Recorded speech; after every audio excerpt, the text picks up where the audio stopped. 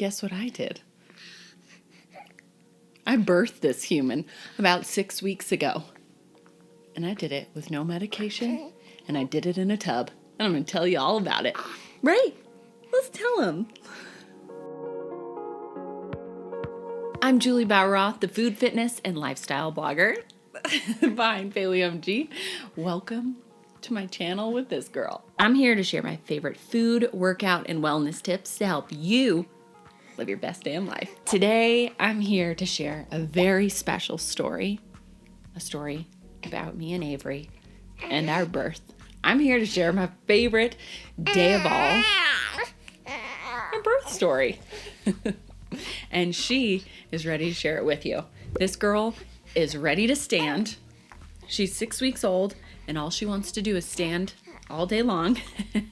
She's not great at it yet, but we got some head control, and she is as alert as ever, and this is pretty much how she came out of the womb. She never stops moving. So I'm here to share my birth story with you today. Let's get into it. Now, before I get into the birth story itself, I want to talk a little bit about why I decided on an unmedicated birth center birth. So when I got pregnant, I wanted to just explore different options. I do not feel comfortable in a hospital at all. I've had really bad experiences at hospitals, and I've never really been able to advocate for myself in a hospital or get the real answers about my health in a hospital. Not to say there aren't great doctors everywhere, but I just haven't had great experiences. So I just started looking at different options. And luckily I had an acupuncturist who I'd gone to for fertility and then saw her as I got pregnant and throughout my first trimester. And I asked her about different options, and she told me about birth centers, and she told me about the birth center of Denver where I decided to give birth. Now, the more I started doing research about different hospitals around me, the more I started seeing the C-section rates. Like the hospital I was born at that is really close to me, it has a 34% C-section rate, which is much higher than the national average. So I wanted to be in a place that I didn't feel like I would be pressured maybe into a C-section if things weren't progressing quick enough.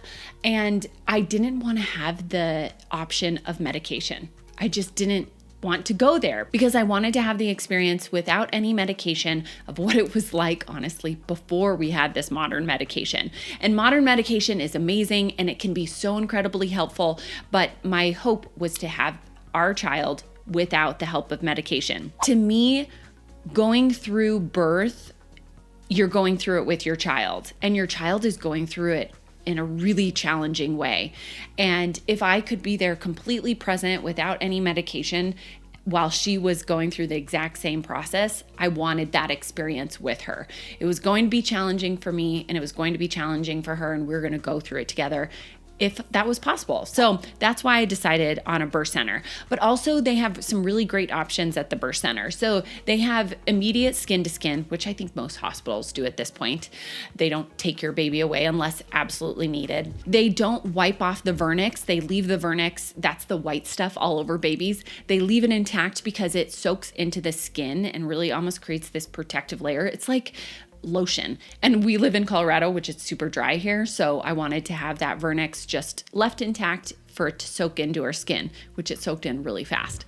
Then they do delayed cord clamping. So after you give birth to placenta, then they let the placenta pump through the cord until it stops pumping. So all this blood is then going back into your child instead of just cutting the cord immediately. And then you have options of low lighting. You can have a doula present. You can give birth in a tub. You can give birth standing. You can give birth in the shower. You have a ton of different birthing options. You're not required to give birth in a certain position in a certain way. They have all kinds of different options to choose from at this birth center. Plus, the birth center that I went to was all about education. There were classes every 2 weeks leading up until birth, and then we started taking more classes, and so we almost had a class every single week for a couple months there. They're all about educating you in how to give birth, in how to breastfeed, and how to deal with postpartum situations, postpartum depression, postpartum anxiety, how to deal with boundaries after you give birth with your family and friends coming in. They're all about education, and I loved that. These classes were required, and they made sure that you took all of these classes to be able to give birth at the birth center. Now, Avery's due date was July 22nd. In my head, I thought I was going to give birth July 19th. That's what I expected, even though I know first-time moms normally go 8 days past their due date. But for some reason, I thought I was going to give birth just a little bit early to her. And I don't have a great track record with Leos, and so I was hoping she was going to be a little bit before that and have a Cancer baby. I did not. I got a Leo. Life lessons, here they come. But even though I got an unexpected due date, a much later date, I really, really prepped during this pregnancy. I prepped emotionally and I prepped physically. I worked out my entire pregnancy. I ate well, not perfect, but I ate well, made sure I got a ton of nutrients in to feed her in the best way possible and help me postpartum. I went to my acupuncturist, I went to my chiropractor, I went to a massage therapist. I took online courses about having an unmedicated birth and how to work through it. I read books. I did so much prep work to really prepare myself, but I want to share what kinds of things actually helped me once I gave birth. So let's jump into the birth. So Avery was due the 22nd, which was a Friday, and I woke up on Monday the 25th feeling something was off. I was like, okay, something's weird, but I had had Braxton Hicks contractions my entire pregnancy. I think starting at week 18, I had had Braxton Hicks. At one point, I thought I was going to go into labor when I was 27 weeks because my Braxton Hicks contractions were so intense. So when I woke up on the 25th, I expected to have Braxton Hicks and nothing happened. I expected to continue to be pregnant. So what I did was exactly what I had been doing for the last 2 weeks. I got ready, full makeup. I went to a restaurant and I took myself out on a little date. That's what I was trying to do to keep myself sane, was go to coffee shops, go to restaurants, just do what I enjoy. Just spend extra money on an expensive avocado toast. So I got myself some ricotta salmon toast and I sat at this restaurant working and I felt super weird. The contractions were really intense. I felt very uncomfortable. So I was like, I think I need to go home and rest. I think I need to lay down and do nothing the rest of the day. In case this is labor coming up, I want to make sure I store as much energy as possible and I eat really well today. So that's what I did. I watched the Great British Baking Show, which I'd been watching all the end of pregnancy, best show ever when you just need positivity. And I just ate a bunch of food. And for my last meal, which people will go up in arms about this, I had poke. I had some delicious raw fish, rice, kale, make sure I had a ton of energy because I was going in feeling uncomfortable at night.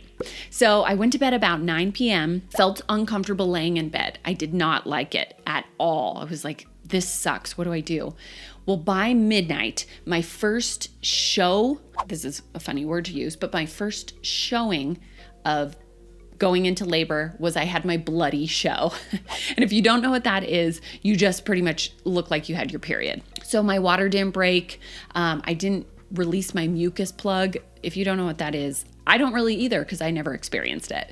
But I did experience my bloody show. So I had a bunch of blood in the toilet when I went to the bathroom and my contractions started getting really intense at that point. So I called the midwife and just let her know. I'm like, okay, I'm definitely in early labor at this point. I just want to give you a heads up. That's what we were supposed to do. My husband was in the other room at this point in our bedroom and I was in the guest bedroom. We were sleeping in separate bedrooms because I needed 400 pillows because of my sciatica. And he heard me talking to the midwife.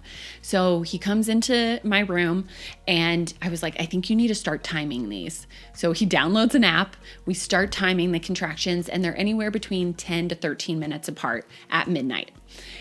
At probably 2 a.m, I was like, okay, I need to get in the bathtub because I had just been standing at the side of the bed, leaning over and breathing through the contractions, but they were getting more intense at this point. So he filled our bathtub up.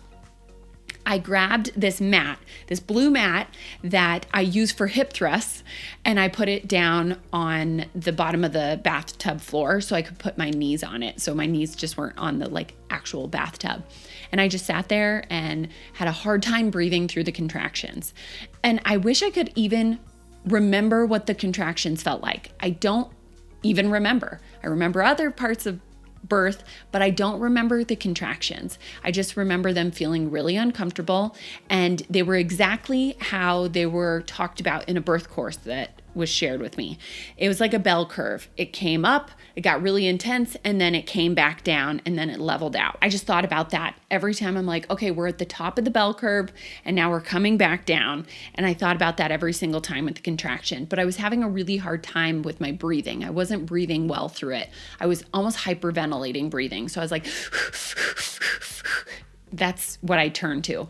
Not what I had practiced before, but that's what I had turned to. So I labored there, and then the contractions became 5 minutes apart pretty quickly. And by about 3:30 to 4 in the morning, they were 3 minutes apart.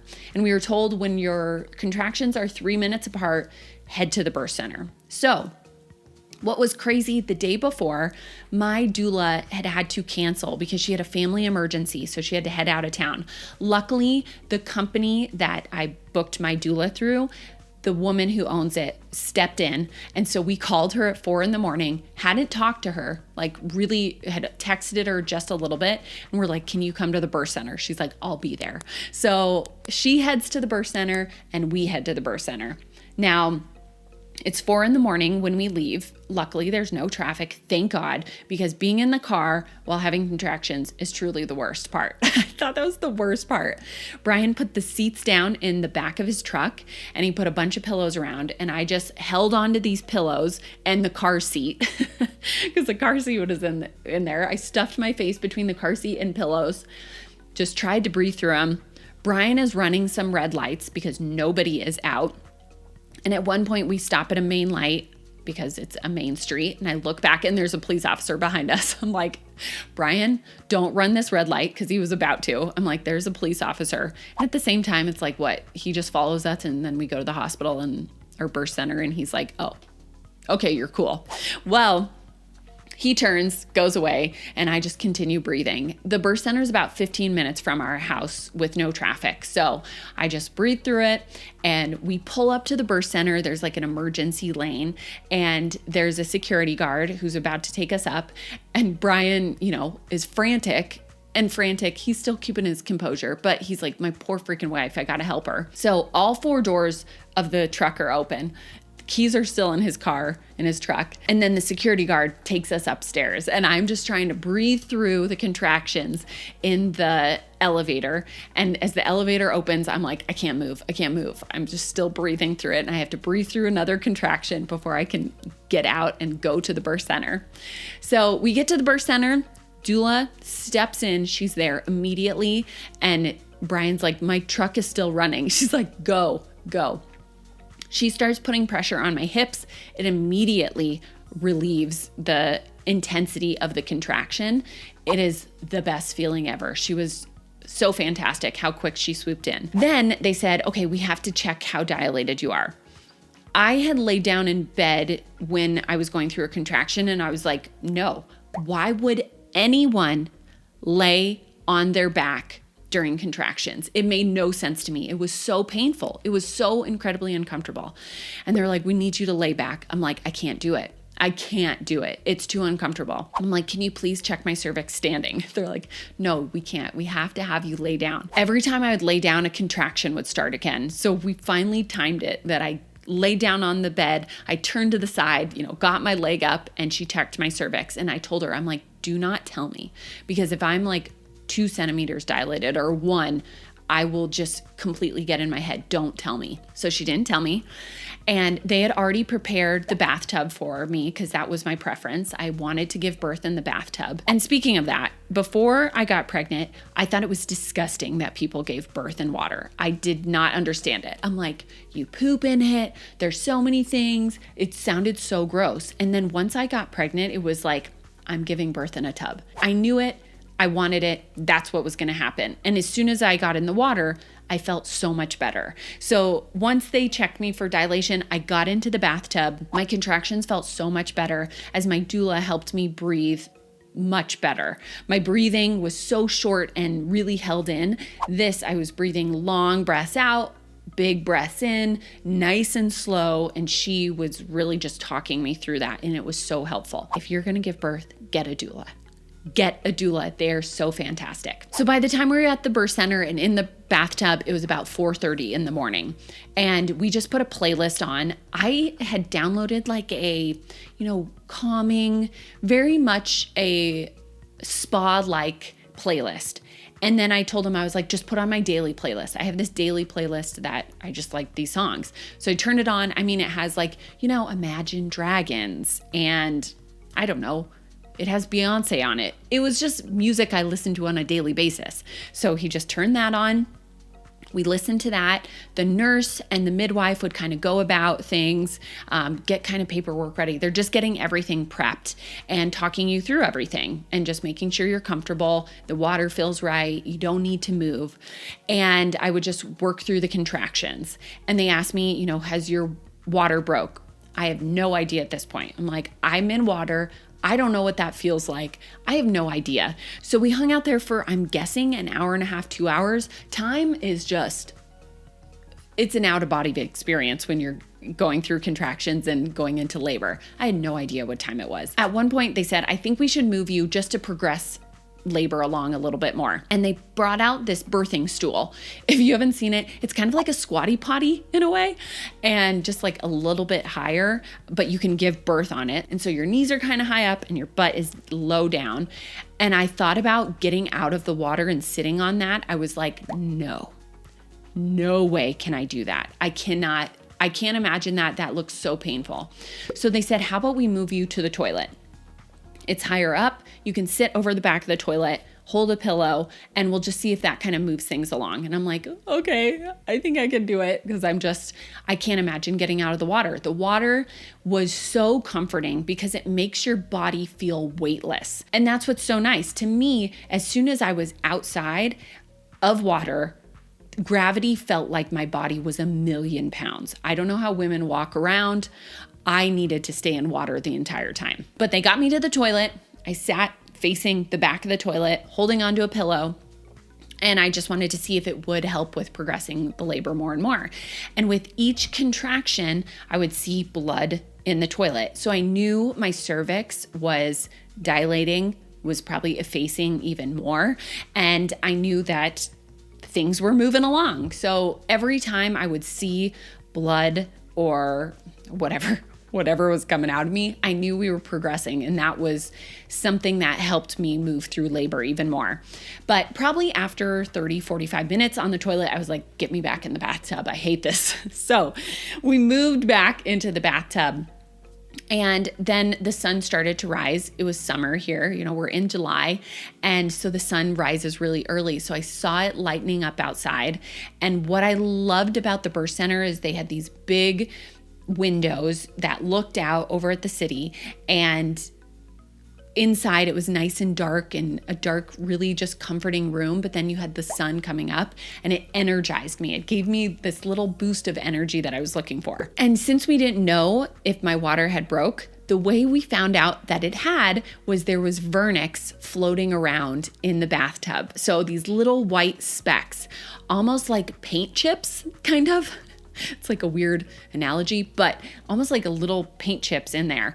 And when she told me, she's like, this is her Vernix, that made me so excited. I was like, oh my God, she is almost here. And she's probably coated in this stuff if it's floating around in the bathtub.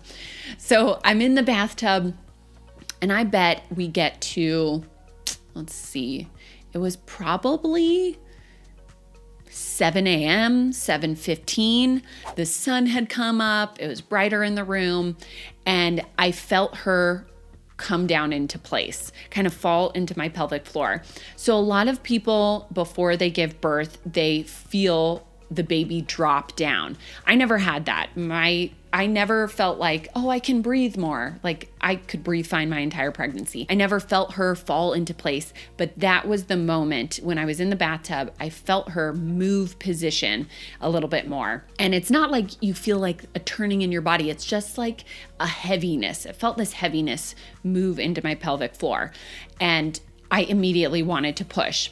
What I love about the birth center at least from my experience, is they never told me when to push. They were never doing cervical checks. They were never telling me when to push. It was me having my own physiological birth, knowing what my body needs to do. And I knew what it needed to do. As soon as she fell into place, my body said, okay, it's time to push. And I told them, I think I need to push. And they said, okay, push.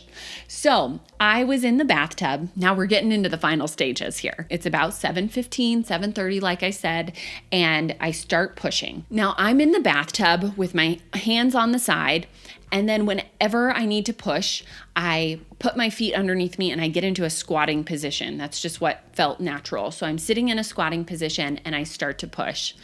I start doing this and I'm like, oh my God, her head has to be close. I feel down in my vagina. I mean, we got about that much going on. That much. I was like, oh shit. Oh shit. We have a ways to go. With each contraction that was continuing on, I would feel the need to push. So I would go from being on my knees, kind of just relaxing between contractions, to going onto my feet and then into a squatting position, and I would start pushing. Now, after a while, I was starting to get tired, and so my doula got this shawl-like mechanism. I think they use it a lot in different countries, but it just looks like almost like a blanket. So she put it around her shoulders. She was standing outside of the tub, and I grabbed onto both sides of it, and I pulled down as I was pushing. I would pull and push as hard as I could, and I would get about 3 pushes in, and then I would be exhausted. Absolutely exhausted. And I would have to go back down onto my knees, relax for a little bit. They would bring over my drink. This is my birth center drink with electrolytes. If I wanted to get a little food in, I would eat a little food. And then it would happen again. I would get on to my toes or onto my feet, and I would push while pulling onto this shawl. So with each time, I would feel down there to feel what's going on. You know, can I feel her head coming out? Because you feel like their head is out and then it's that big. You're like, oh my God. And every time you push, as you relax, the head starts coming back in a little bit. So you feel like you've taken 2 steps forward and 1 step back. So it's really defeating for a little bit. So I would push and push and push and relax. And I would say, I can't do it. I can't do it. And just thinking like, she's never going to come out. I would say to them, she's literally never going to come out, through tears. And I just felt like I was disappointing them. I'm like, you just are in this very hormonal mode, but also you expect the head to come out a little bit quicker, which is silly. You don't want it to come out too quickly because you have a bigger chance of tearing. But I just expected it to happen a little bit quicker for some reason. But your vagina has to widen, okay? It doesn't widen that big normally. So I look at them and I just told them, I think I'm disappointing you. I'm so sorry. Like I felt like I was disappointing people in the room. Like, what is that? I just felt like I was taking forever. I was not. And you're just in a very hormonal, vulnerable place. So I just kept crying each time between the pushes. I was like, I can't do it. I can't do it. And they would say, you are doing it. And the midwife would take a mirror and just put it down, mostly for her to see how far along I am without needing to put me in a different position. So she'd take a little mirror down there. And at one point I look down and I can see hair, hair just floating, and it's dark hair like mine. This is fake dark hair. I have blonde hair, but dark hair floating around, and I feel down there and her hair is just floating all over the place and her head is coming out. I'm like, holy shit. Okay. We're getting close. She is almost there. Now, I had been talking to Avery the entire time, telling her, we're in this together. You got this. Good job. I'm so proud of you. And this was when I really started to talk to her in between those contractions. Like, I'm here for you. You can do this. It's so traumatizing for a baby. We don't know how traumatizing it is because, well, they can't vocalize it and explain it, and then we don't remember it. But think about being in this warm, comfy space, and then you have to go through this tight little hole, and then you're out in this world that is so overwhelming. I just wanted her to know that I was there for her and that we were in this together, and we were going through the ups and downs of this all together. So as things progressed, I felt her head coming out more and more, and this is where it's painful. Contractions, I didn't find painful. I think Avery was in the right position. She wasn't sunny side up, meaning her eyes were looking up at my pubic bone. She was in the right position that she needed to be to turn in an optimal way. So I never found contractions painful. I found them uncomfortable for sure, intense for sure. But when the head starts coming out of your vagina, that's when I found it painful. That's when I found it super uncomfortable. So if you've heard any friends, if you've never given birth, talk about the ring of fire, if you haven't heard them talk about that, that is 100% what it is. So here's my example. You know when you go to the dentist and they put that thing in your mouth and it pulls all the way, it like pulls at your mouth, and it's almost like it like hurts the side of your mouth because it's pulling so much. Well, intensify that by 1,000,000. Not by 1,000,000, but by 1,000. Your vagina is stretching and a head is coming out of it. Of course, that is going to be very intense, and the ring of fire starts around your vagina. Okay? It's a ring of fire. And that's when I was like, she needs to come out. This is so uncomfortable.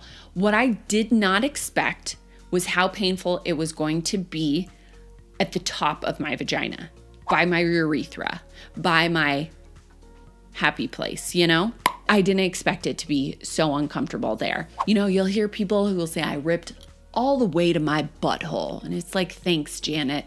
Thanks for telling me that when I'm 9 months pregnant. That was super helpful. That's what I expected, to feel pain back there. Nobody talks about it being painful up top, like near your pubic bone. That's where I found it most painful. I was very taken aback by that at the end of giving birth. And this is at the end where it's like 30 minutes of very uncomfortable, very painful towards the end. That's not very long. And I know birth can seem really scary, but it's just not in the moment. It's really intense, really freaking intense. But as that ring of fire intensified, I was like, get out!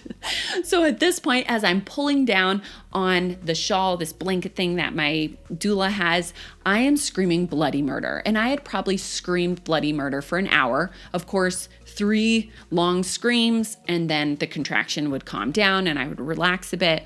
But I was screaming. It was so primal. I haven't screamed since I was a kid. You scream a little bit like, you know?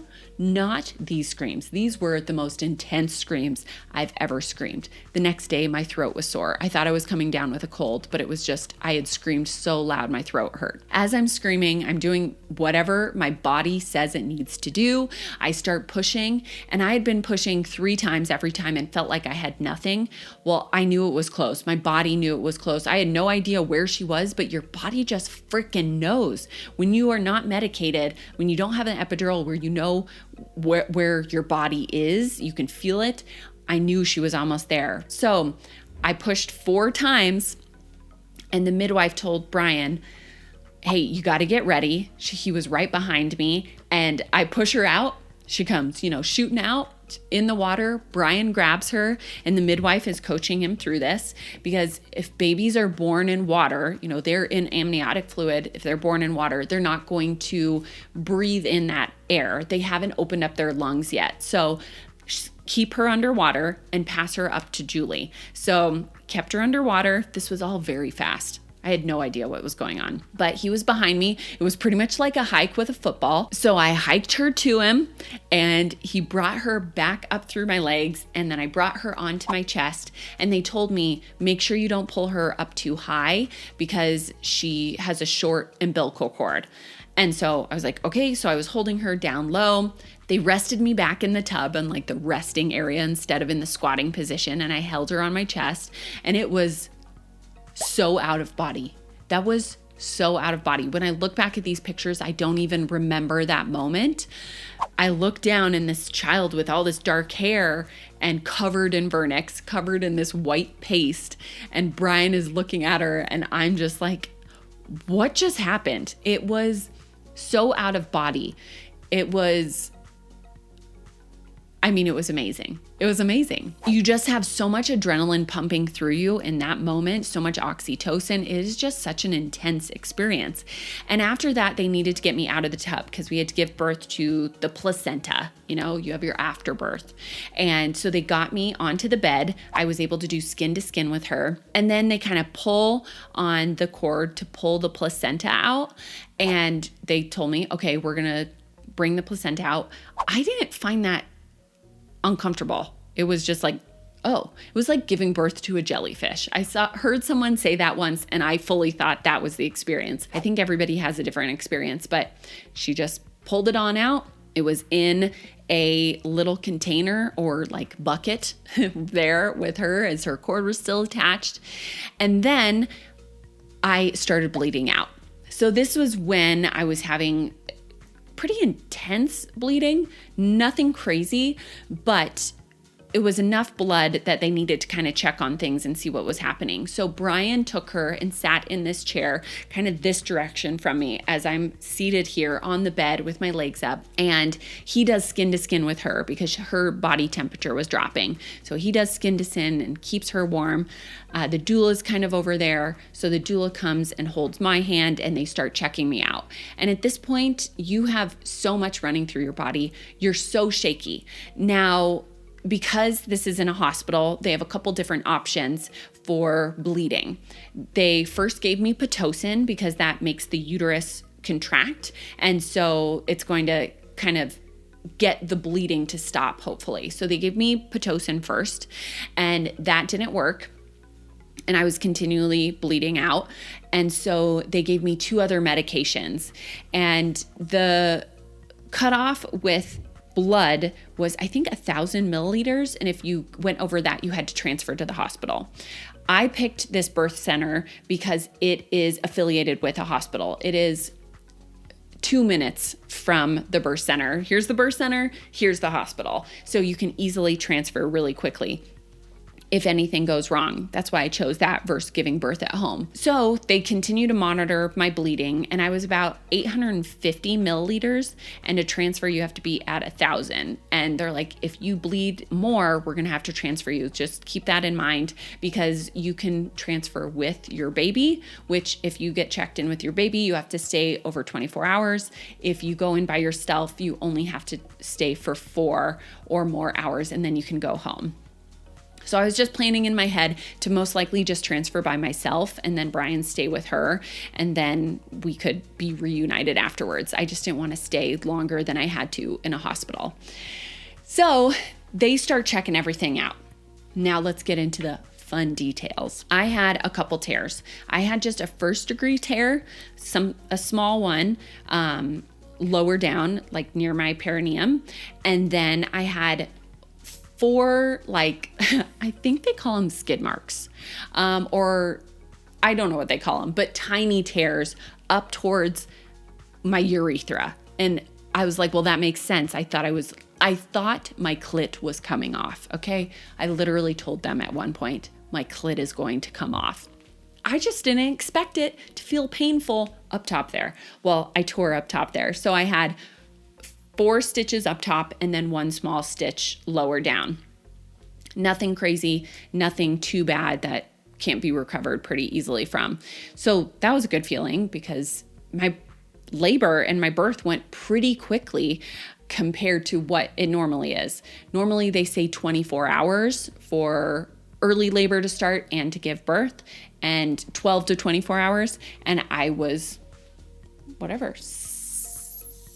8 hours, because I gave birth around 8:30 in the morning. So my contractions started at midnight, and then I gave birth around 8:30. So they stitched me up and they just monitored my bleeding, and I was still bleeding a good amount, but it had slowed.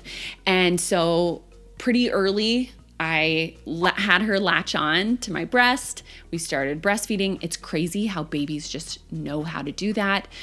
I'm just hanging out with the doula as they stitch me up.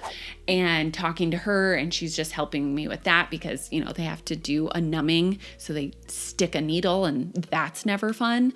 But you're also running off so much oxytocin. So what's cool about an unmedicated birth, which I think you still have plenty of oxytocin with medicated or C-section or whatever it is, but unmedicated, you release a ton of oxytocin. And so you're on cloud nine.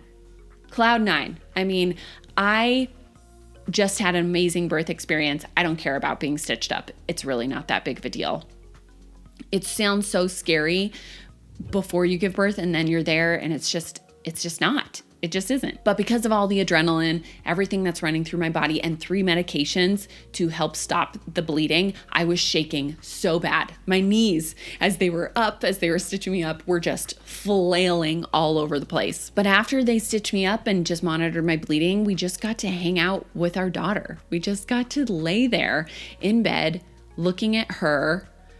Her eyes were so big. She was so immediately alert. I'll share a picture of how alert she was. It was just incredible. Like, I couldn't believe that I had just had the birth of my dreams, and I had birthed this absolutely stunning, miraculous little baby. It was the most out-of-body experience, not only to give birth, but then to experience her afterwards. And to me, the best part about a birth center is that you go home 4 to 6 hours after birth. I think this is really outlandish to most people because they give birth in a hospital where you stay 24 hours or more. But to me, I couldn't wait to get home. I wanted to sleep in my own bed. I wanted to be on my own couch. I wanted to have my own smells around, my own food. I wanted all of that. And so we were going to be there at the birth center for 4 to 6 hours. And it was about lunchtime by the time they had stitched me up and done everything. I hadn't eaten, obviously, in hours other than little snacks. So this birth center is across the street from my favorite like casual restaurant in Denver. So he went across the street and got me some congee, I don't know what it's ever called, and which is like a rice porridge that had duck confit, and it had an egg on top, and it's so nourishing because it's made with chicken and duck bone broth. So I was able to eat that in the hospital room. Pretty freaking awesome. And we just talked to our doula and just talked through everything and looked at our daughter. And then finally they came in and started doing the checks with her of weighing her, seeing how long she is, doing all those checks that they do with a newborn. I can't even remember all the checks they did, but they checked her out. She weighed 7 pounds flat, no little ounces there, and she was 19 and a half inches long. I guess she would be an 8-pound plus baby because I was overdue, and so I expected her to be bigger, and I was a bigger baby. I was, I think, 9 pounds. And so I just expected a larger baby. She was not 7 pounds. And that ring of fire was still so real. When I went into birth, I knew I wanted to have an unmedicated birth. I wanted to give birth at the birth center, and I wanted to give birth in a tub. I knew I wanted those things. I envisioned those things, and I made it freaking happen. Now, I also went in with understanding things could change at any point. I could have a really long labor and need to get an epidural to be able to relax. I could have some sort of issue come up and need to be transferred. I knew that anything could change, and I was really comfortable with things changing and being okay with that and accepting that if that ever came up. But I also knew what my plan was and knew what I wanted, and I really stuck with that. And I had so much hate and shade about giving birth at a birth center and about wanting to do an unmedicated birth because people would reach out and say, do you know what a contraction feels like? Believe me, you're going to want to get the epidural. I had had friends said that. I had people I didn't really know, and I just told about where I'm giving birth, and they thought I was insane. Women have been giving birth without medication forever. Modern medicine is really new. So to think that we can't physically do things is crazy. Not that modern medicine doesn't help so much, and in those situations where you have an incredibly long labor or any sort of issues come up, modern medicine can swoop in. But here I am. I did it. I gave birth without medication And I was so damn proud of myself because so many people made me question it. So many people made me really worried about making that decision for myself. And I did it. I did it with Avery. We did it together and we made it happen. I wanted Avery to know I was there for her and we were in this together, and we did it together. And it was so fulfilling. And now I'm able to look back at that birth and be so proud of what she did and how hard she worked to get out and how I did it with her. I loved it. I got exactly what I wanted with birth. And I know that's not everybody's story, but I really did. And I feel so grateful for that. Now look who joined us today. This girl has a full head of hair. Look at this hair. It's a full mohawk. And she never stops moving. It is very challenging to get anything done with her at this point, but we're figuring it out. But I hope you enjoyed this little birth story. If you want to watch more videos like how I prepped for an unmedicated birth, don't forget to like and subscribe. I want to talk to you in the future. I got more coming up. And she is going, to definitely have her voice heard as well. She likes to make sure of that every time. Oh my gosh. Having a newborn is the best, you guys. It's the freaking best. Look at that head control. You're amazing. Thank you so much for watching. And I think you're going to like what's coming up next. So stay tuned. No.